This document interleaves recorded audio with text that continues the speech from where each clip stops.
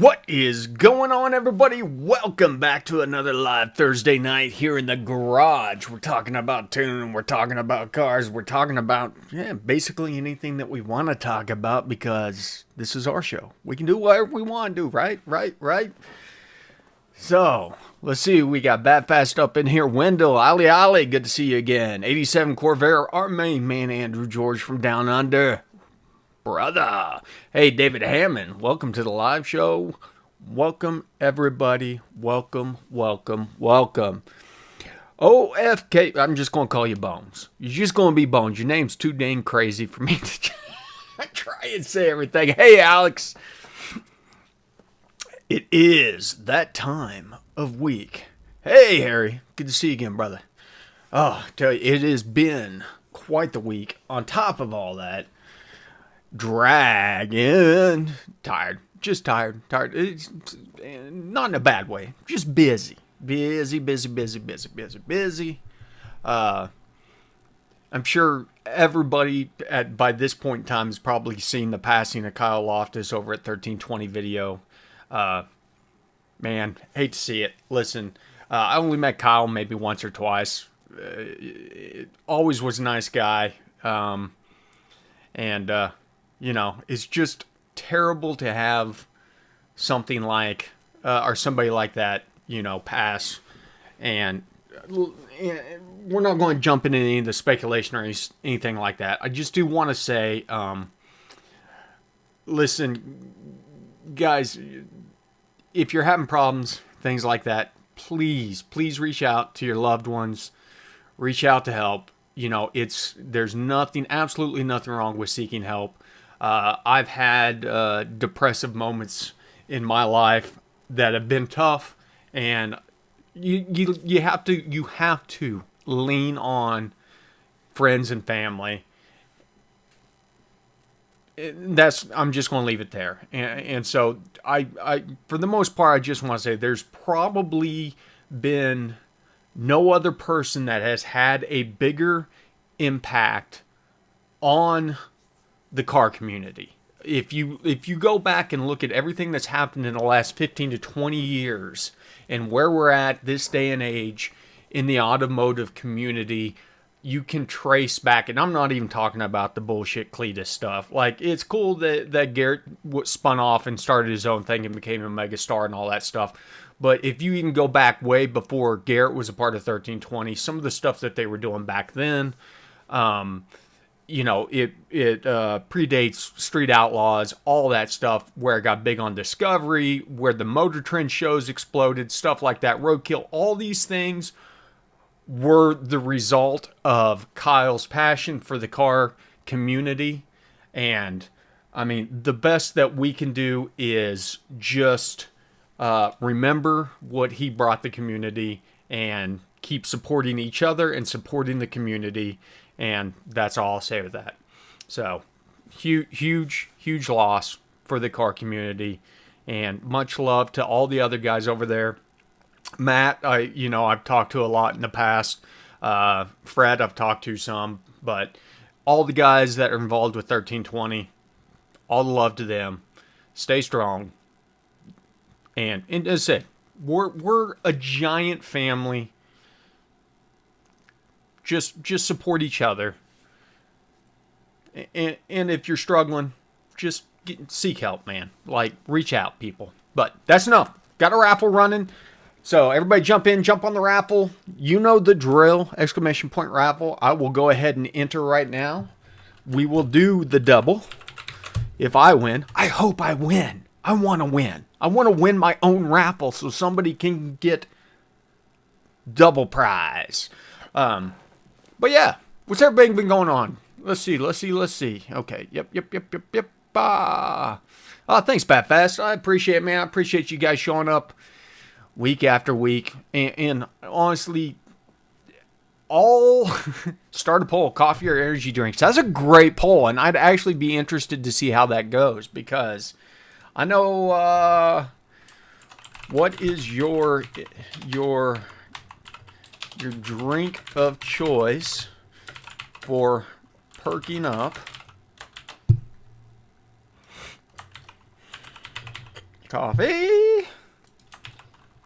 Energy drink. Be interested to see what people say. Exactly, Andrew. Exactly. And so, what do we got going on? What do we got? Listen, I've said this before, and I know that you guys probably think I'm full of BS, but out of everything I've done in the last, I don't even know, 6-7 years now that we've been doing this, these live shows are by far the favorite thing that I've been involved with in this whole YouTube exploration process. K. Peter said, picked up a 2021 6.6 6-speed 2500. Sweet. Okay, that brings on two things. For one, what do we think about the Grand Sports having a 6.7 liter in them? And B, one, and B, did you guys see the post that Chevy put out saying something big is coming that looks like a new supercharged LT is coming out? I don't know. Been some speculations as in we might be getting a TRX Raptor competitor over in the Chevy house finally. Dale says, cranks, no start, high cylinder air mass, high injector pulse width during cranking, but only during cold temps. Is that just math? E6753, otherwise run starts good. So, cold start issue. Just straight up a cold start issue. It's not going to be the math. The mass airflow is not a part of the cranking system. So mass airflow is steady state airflow. It's only used whenever we're cruising and steady throttle, stuff like that. You're on the VE table. But, let me preface this, if the thing warm starts but doesn't cold start, then we're talking about actual cranking fuel stuff. And that's whenever we start getting into the fuel FA versus temp table on the fuel tab, general fuel general, all the way over on the right. There will be a table for port injection. This is a port injection table only that will let you adjust fuel delivery during cranking based on engine coolant temperature. And so you want to target the specific temperature range in which you're having issues. Generally, if it's a cold start issue, I always start by bumping up and then, bumping it up maybe 10-15%. If that gets better, you're heading in the right direction. If nothing changes, try going the other direction. Maybe too rich.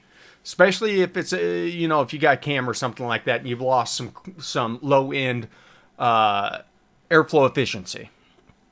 So, old Lippy says, did you check out the new 4-cylinder Jeep engine? I have not. Listen, I'm not really in the know. I don't pay attention to a lot of the automotive news that goes on out there. Must be deer outside. Any opinion on Brisk versus NGK for C7 with a YSIB blower? Heads, cam, meth, 85, port, whoo! 1100 horsepower, also what plug gap. So, when it comes to plug gap, specifically on boosted applications, I like to try and run it as wide as I can without having misfires. But whenever you're talking about 1100 horsepower, you're going to have to gap down pretty tight from the get-go because you got to be making some decent boost. C7 with a YSIB, you're talking about that's probably, 18 PSI in that range. Brisk versus NGK. So that's a great question. And I have ran Brisk. Whenever I was running 24 PSI a boost, I ran Brisk on there. Honestly, at the end of the day, listen, the spark plug is about the simplest part of the ignition system. I don't know that the Brisks are worth the extra money. And maybe it is whenever you're talking 3,000 horsepower. Even at that point in time, I don't know that they are. So I don't know that I would spend the money on the Brisk. I would probably just go with the NGKs. But, And then as far as plug gap goes, I would do some research, see what guys that are running similar boost have had luck with on an LS platform, and really dive into existing information. No reason to reinvent the wheel and trial and error stuff out, but you're probably going to be around 25 on your gap. You're not going to be able to stretch that out to 30. Whoa, 324 horsepower out of a 2-liter 4-cylinder. What's the torque like? Like, I don't... Here's the thing. Okay, let's see what this poll says. In poll. Looks like coffee wins. I'm not a coffee drinker. I say that. I had 2 cups of coffee before I came up here today. I drink iced coffee. I don't drink hot drinks. Want to get into tuning. I have a 2014 Camaro 1LE, and I've been watching your 101 videos. What else do you recommend? Honestly, what I recommend is just getting into it. Just dive into it, but do small changes. And you know, you really need to understand the fundamentals of how the engine works. That way you know what changes you're making and what to expect. And so understanding the tables, the primary tables, listen, like if you look at some of these other dudes' tunes out there, there'll be 150 things edited. You don't need to edit all that stuff. Like there's literally probably about 15 to 20 tables that you will ever really need to touch. And I'm talking up to 1,000 horsepower, you know? Some situations outside of that, it gets a little bit crazier, but like it has been way overcomplicated. And as we have, I say as we, when I say as we, I mean us, the garage and you guys, as we have found over time, doesn't take that much. There's not that much to really, because we're talking about, we've got airflow and spark. That's really the only thing that we tune. The fueling side of it is a constant. We adjust for injector stuff like that, but we do all the tuning on the airflow and then the spark. What's the simplest way to control electronics in 8HP in a trans swap? The simplest way, I mean, as far as I know, and there's some others that are out there that I won't even talk about, you've really got 3 options right now for 8HP. You've got the Turbo Lamic, you've got the CAN TCU, and you've got the Max ECU. Now, there's benefits and limits to everything. Turbo Lamic, you're completely replacing the factory TCM, and you are running a standalone TCM that gives you basically control over everything. It's 100% customizable. The CAN TCU and the Max ECU reflash the ECU or the TCU in the transmission to a custom firmware that then allows you some customization on that side. And all 3 of them are being constantly developed further out. Now, the big thing about the Max ECU is you can do engine and transmission on one platform, especially if you get into like the race. The Max ECU has like the sport, the race, blah, blah, blah. They've got different lines, but you can get into like their mid-tier that will do a V8 and transmission control. And so I did the Turbo Lamic on the Camaro. On the Corvette, we are doing an 8HP, but we're going to be doing the CAN TCU. And I'm actually about to the point where we're going to kind of dive into the reflashing process before we ever install the trans into the car, and just see what it's like to use the interface and essentially update the TCU firmware to what they call the OEM Plus, which is the customizable one where you can change all the shift points and stuff like that. And so it'll be interesting. I think GM should do an overhead engine like the M156. Yeah, I mean, they've done it. It was the North Star. I'm a huge fan of the North Star. The North Star was the Coyote before the Coyote was the Coyote, so everybody that thinks mod motors were there first, sorry, GM beat you to it. But it just didn't get supported properly. They did have well, I don't know, was the CTS-V ever a North Star platform, because the XLRV was the North Star. It was they took the bore down a little bit. It wasn't the 4.6. It was, I believe, a 4.2 supercharged.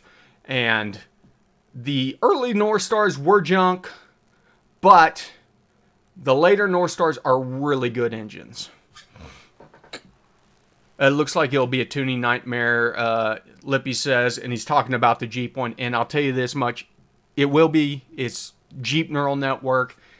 But the one thing I'll preface that with is, at least up until now, Jeep has allowed us to disable the neural network and run strictly from a VE table. The kicker being, though, if it's an inline 4 that's making that much power, you can guarantee it's still overhead cam, so you will have to have neural network. There will be no way of running. You can't run dual overhead cams with adjustable cams, phasing. You can't run those without a neural network. I mean, you could, but you would have to have like 60 VE tables that you would have to adjust. Andrew asks, do you think Chevy will ever do a 7.3 Godzilla equivalent? That may be what's coming down the pipe. We might be getting a large displacement LS or LT technically. Again, I don't know. We're up to 6.7 liters, as I said. There's no reason why they couldn't go bigger. I mean, I would love to see, and we probably won't, a big block on the LT platform. Like, let's go tall deck, big block, and rock and roll. Hey, Danny. Okay, hold on. I don't think the North Star is a good example. You just trust me. The North Star is a great motor. Just didn't get the love. There wasn't enough aftermarket support on it. It's got both port and direct injection, as well as 2 different plugs. Yeah, and see, that's pretty standard nowadays. The C7 ZR1 had port and direct injection. The new ZR1 has port and direct injection. Chevy's been doing that. Now the dual plugs, that is probably to make up. And listen, so you're not making more power by having 2 spark plugs. So if you're talking about like the Hemis having two spark plugs, they do that because the burn efficiency is better. It's an emissions thing. It's not a power thing. 324 horsepower of a 2-liter 4-cylinder is impressive, though. Yep. The Godzilla really is a truck motor. Yeah, it's that's the thing is interesting stuff going on now over at Steve Morris around this platform. Be interesting to see how he ruins it, like he does everything else. Steve Morris is a hack. Claims 332 foot-pounds. That's what I'm talking about, man. That's why I love the Turbo Max in the Colorado, man. I mean, that's only what? They're 2.4 liter? Something like that. And they make 425 foot-pounds of torque. Maybe they're 2.8. Maybe a bigger one. But, I mean, it's insane. And the thing just drives great. Has no lag. I mean, it feels like a V8. X7F, negative response in E38, even after GM SPS reflash. Reads fine, won't write. X7F on, Mike, are you talking about on SPS is throwing that code, or is that what HB tuners are saying? That's interesting. I'm not sure what that is. Holy cow, you guys are whew. Hey Kyle, got an E85 LS1 with the turbo. Cool. With P ramps in under boost, what AFR lambda values you'd like to see at 3,000, 4,000, 5,000, 55, etc. Blah, blah, blah. Old school. So part of it is going to be dependent on how much boost you're running. So naturally aspirated, as I said, I'm going to be around 0.85 lambda for PE. And then I get progressively richer out there to about 0.80. I personally, if you're under like 15 PSI, I'm not going to get into the 7s unless I have to. And so, but here's the thing. Especially whenever you're boosted with a turbo like that, your torque load is so much different. And so if you were supercharged, I would ramp the PE in quicker if it was like a twin screw or a positive displacement blower where you're making boost earlier on. Because what we're doing is we're combating cylinder pressure, creating cylinder temps. And so really, I would not ramp it in until you're getting into the boost. And then whenever you get into boost, really start ramping it up around 5. I would be 100% comfortable as long as the engine compression wasn't, crazy, which if it's factory on an LS1, I don't know where they 8.5 or 9.5, 10. They're not crazy on compression ratio. You're going to be fine at 0.85 lambda up to about 5 psi, and then you're really going to have to start adding a little fuel in there to keep the temps down. Especially like if your IATs, so it's a balancing act because we're talking about, not running too much timing, not causing pre-detonation, stuff like that. There's a lot of things going in there. I would lean heavily on the IAT adjustment tables for the timing to make sure that if we were seeing high intake temperatures that we were pulling a lot of timing out. And then keep an eye, if you start getting into knock, even though you're managing your timing, there's a good chance that it's just getting too hot in the cylinder. Throw a little extra fuel in there using power enrichment and see if you can cool the cylinder down and get rid of that knock.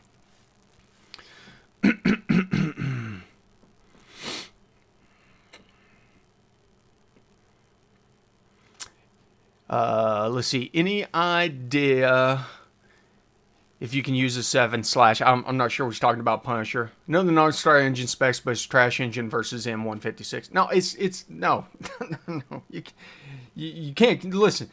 There's more support for the M156, and honestly, it is a German motor. So you're not comparing apples to oranges. At the end of the day, though, if the North Star would have gotten the proper development and then the proper aftermarket support, I guarantee you right now that you would be seeing North Stars everywhere because they would be easily making 700 horsepower plus reliably. Okay, so the STSV had the 4.4 also. So it was the XLR and the STS. And then the CTS went straight to the LS. Man, you guys are I can't even keep up with you. Steve says, 2012 Yukon 6.2. Can I tune out DOD by raising speed mile per hour for each gear only, or do I have to change something as well? Or if you're just turning off DOD, go into the fuel saving tab underneath fuel, and there's a toggle that just shuts it off. Don't have to do anything else. It'll be... Let me just look, and I'll tell you exactly what it's called. That's an easy question. Here we go. And this is not necessarily your platform, but literally, there will be under fuel, lean fuel saving, DOD tab. And it is enable disable option. So just shut it off. Everything else is good. Okay. Could my 3-inch exhaust be causing my boost limit of like 10 psi on a 6-liter? No, shouldn't be. So if you're running, for one, I would check to make sure that you're just not running off wastegate, because you probably have a 10 psi wastegate on there, spring. And make sure that whatever you're using, the pressure source that you're using for your wastegate control, you don't have issues over there. Big Jab, it is exclamation point raffle. Exclamation point raffle. Come on, my brother. Good to see you, man. I guess LS7 was a 7-liter 427, so what's... Yeah, 0.3 liters. Yeah. And that's kind of the thing that, like... Yeah, like Stever says, another 8.1. That's what I would like to see. I'd like to see an 8.1 that's actually updated, because technically the 8.1, the last block, big block that was released, was still big block architecture, which, don't get me wrong, big block architecture is what the guys are using that are making 3,000 horsepower. You got to realize the guys that are making 3,000 horsepower plus are using the Chevy big block engine architecture with hemispherical heads on them. So that's where the power's at, still to this day, and will always be until somebody designs something better. So they're taking the best of both worlds, which oddly enough doesn't involve anything by Ford. But they're taking the best of both worlds to make the big power. P01, Gen 3, should I dial in VE table and map before messing with 1000%? Okay, so username bites. Yes, you always want to do math and VE first. Like, go soften the timing table up a little bit, but you've got to realize that whenever you're on target, okay, how do I say this? So, timing has less of an effect or is more tolerant of AFR swings than AFR does in timing swings. So, you know, it's always a good idea after you, so do your math and VE first, then adjust your timing, then double check your, honestly, just look at your trims. If your trim starts skewing off, you might need to go back and touch up. But I always do fueling first, because the big thing about it is if you start jacking with timing and you're lean, that's how you will burn a piston up. Okay? That's what it means. Gixxer on one wheel. Always wanted a Gixxer. Turbo LS 408, looking to make 1100 horsepower in fourth gen Trans Am. I want to go with an 8 HP. Do I go 8 HP 90 or 70? So here's the thing. I'm going to shoot you 100% straight. There's plenty of guys making 1,000 plus horsepower on the 70. 70s are about $500. And that's why I tell people, buy the 70 for $500. Do all the supporting stuff. If you end up crapping the 70 out, then you can either get a built 70 for a couple grand or go over to the 90 for a couple grand. And you're just out $500. So no big loss there. And honestly, the one thing that will kill an 8 HP, regardless of power level, is RPMs. And it's guys that are trying to run ridiculously low rear end gear ratios and spin up and run high RPMs in 7th and 8th. So as long as you're not trying to run 456s in this thing and still run high RPM in 7th gear, you're not going to destroy the trans from that side. You're just going to smoke the clutches if you do overpower the clutches. You're not going to do a catastrophic destruction. Catastrophics on these are all RPM based from what I've seen. Great question. Folks, GM should be the transmission maker. Cars have great. Oh yeah, their transmissions are absolute garbage. As I said, I wish GM would get on the 8 HP bandwagon. It's working so well for everybody. BMW, Maserati, Alfa Romeo, Dodge, Land Rover, right? Land Rovers have, like, it's Jaguars. Like, the transmission's used in everything in the Euro cars right now because it is just the best automatic transmission since the Turbo 400. Mike, the only thing I can suggest is reaching out to the HP Tuner support line. There might be something funky going on, or they may just tell you that the ECU's hosed and you're going to have to swap the ECUs. All overhead cam engines are not created equal. The reason the Coyote is so successful in drag racing is because they love boost. Well, I mean, you can't. That's an unfair assessment because it's not that they love boost. I mean, any motor technically loves boost.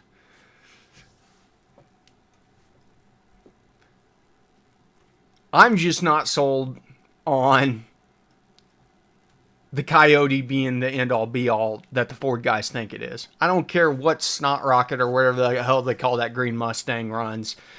You know, that whole thing. Listen, you guys probably saw all the drama on that. He quit the radial class that he was in because they decided that he needed to run the same rules as everybody else. Like, they gave him, it was messed up that they changed the rules mid-season, but that class is designed to run within a certain time range. They have a target time range that they want those cars to run, and to make it more about the driver and less about the actual car. And they gave him too much leeway. They allowed him to take out too much weight. They allowed him to run an intercooler when nobody else, no other platform could run an intercooler. And that's huge. That's worth hundreds of horsepower in that application. And so everybody's like, oh, they're clipping his wings. Well, they had to give him benefits that to the tune of hundreds of horsepower for him to be competitive with everybody else. And when he starts breaking out with these advantages, everybody comes in and is like, oh, it's wrong that they're changing the rules. Well, honestly, they shouldn't have changed the rules in the first place so he could be competitive, because they set him up to fail by allowing him to essentially cheat versus everybody else. Literally, you've got all these cars that are adhering to this rule set, and then there's an asterisk down in the corner that says, but if you're running a Coyote, you can do this, this, and this in order to be competitive in this class.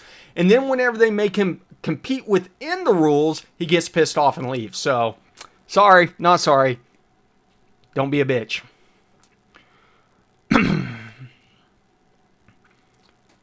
Cylinder air mass rises until boost, then drops, but timing is going down like it should. I'm not sure what you're saying, Big Jeff. Why knock sensors not showing a reading of VCM scanner? So that's an interesting question. So what do you mean by reading? What are you trying to look for? Do you have knock for it to read? Because you may just not have knock. I mean, not crank up, but lower the sensitivity threshold all the way down, ollie, and see if you start seeing knock in there.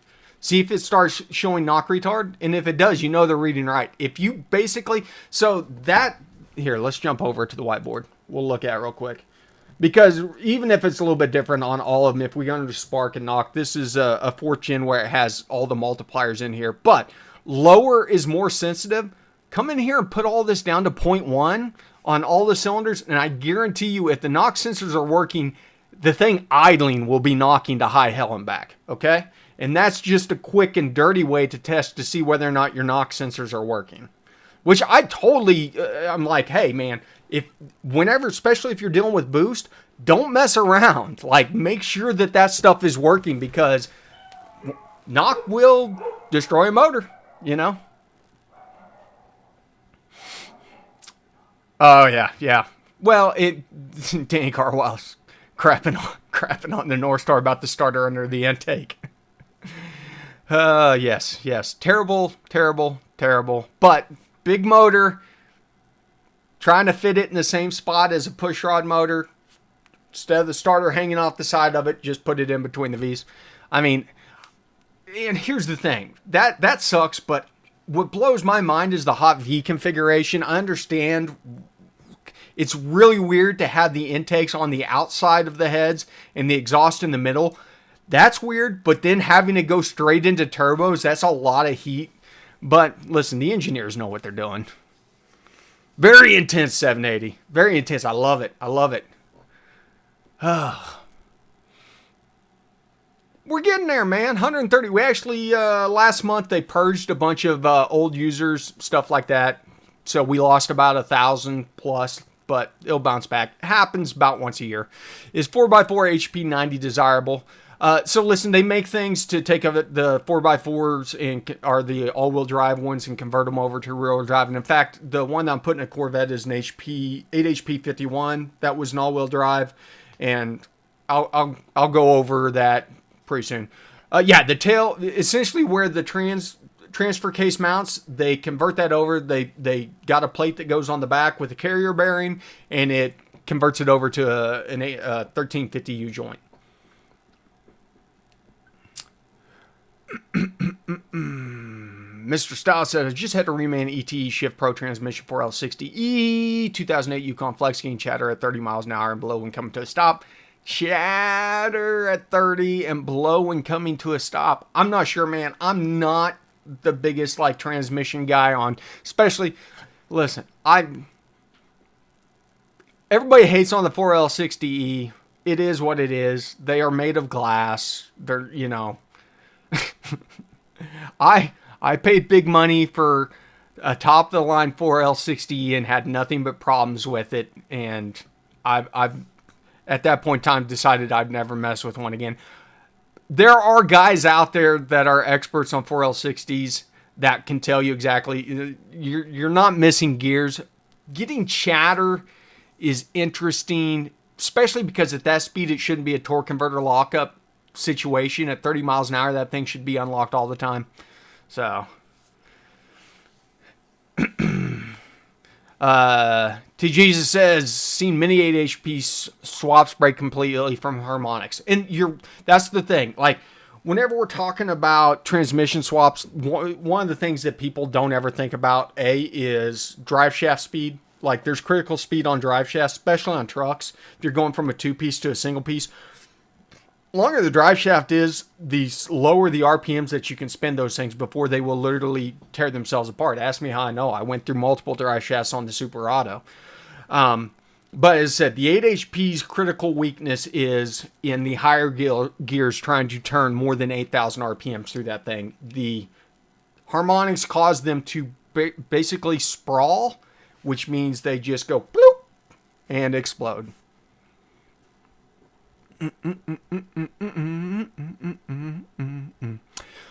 Man, twin turbo 408 LS with the T56 Magnum making north of 1200. What clutches are you manual guys having success with? Anybody in the chat with a 1200 horsepower plus manual car, which clutch are you running? That cannot be a cheap clutch. Yeah, you can throw 7K into 60 and at the end of the day you have a 7K trash can. That's the bad thing. And honestly, like, if you're trying to make any kind of horsepower on a 60E, you're just setting yourself up for failure. Like, okay, we're over time here. Listen, I mean, the modular platform, I see a lot of Coyotes lovers in here. Listen, I'm not crapping on the modular platform at all. I am the one guy that says the Voodoo is probably my favorite motor. I'll be honest with you. The Voodoo, the original Voodoo. Not the last generation Voodoo.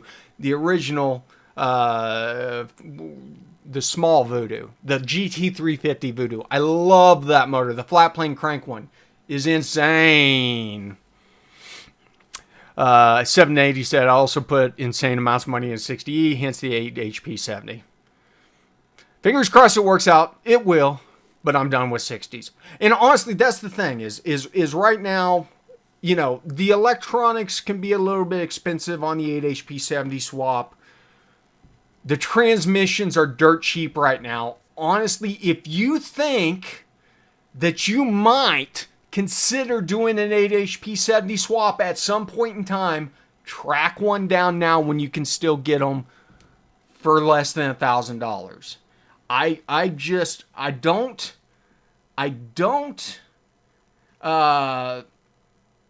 speculate on much, but I speculate at some point in time the cost of the 8HP70s, the pullouts, are going to get above $1,000. Do it right now.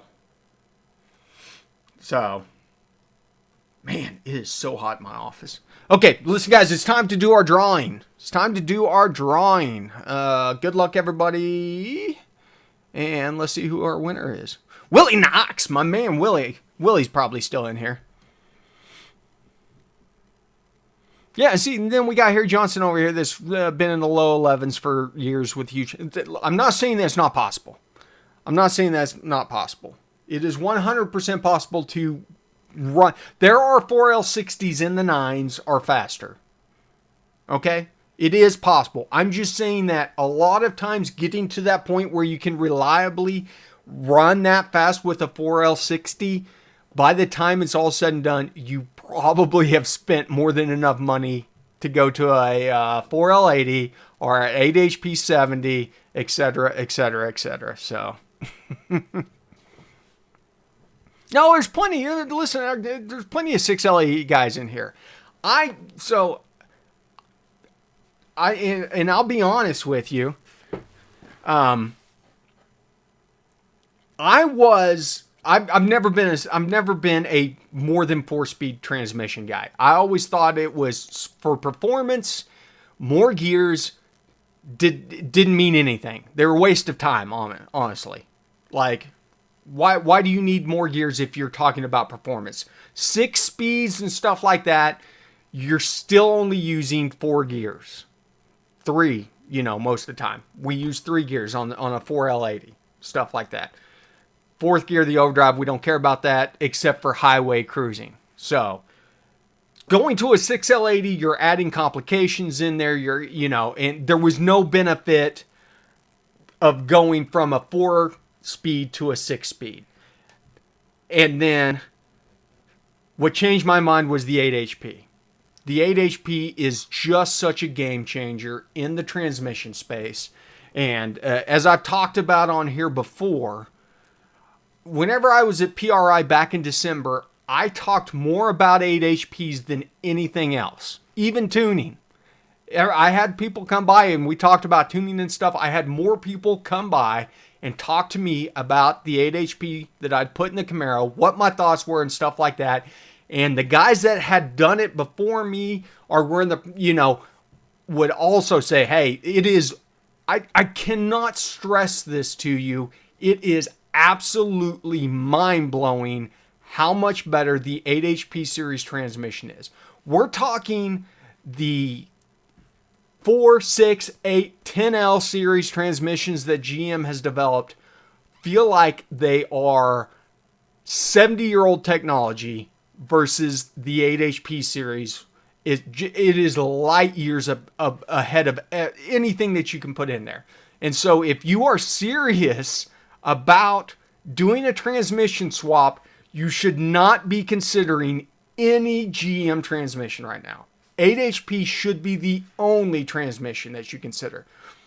There are guys making over 1,000 horsepower on stock 45s and 50s and 51s. Stock. And these are transmissions rated for 450 Newton meters to 500 Newton meters. Really low power, but they are just that well designed. Kid you not. There are guys making well over 1,000 horsepower daily driving. I talked to a guy on Facebook the other day. 8 HP70 had over 100,000 kilometers on it with 1,000 horsepower. Like, it is insane what you can do on those transmissions.